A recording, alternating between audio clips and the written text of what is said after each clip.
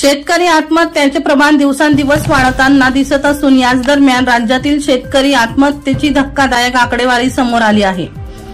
जानेवारी ते एप्रिल 2024 या 4 महिन्यात राज्यात 838 शेतकऱ्यांची आत्महत्या केल्याचं धक्कादायक माहिती समोर आली आहे।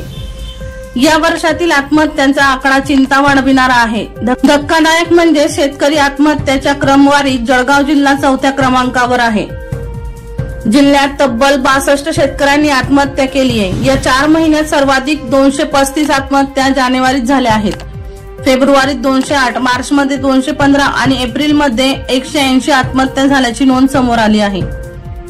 या 4 महिन्यात दररोज सरासरी 7 शेतकऱ्यांनी मरणाला कवटाळल्याची प्राथमिक माहिती समोर येत आहे।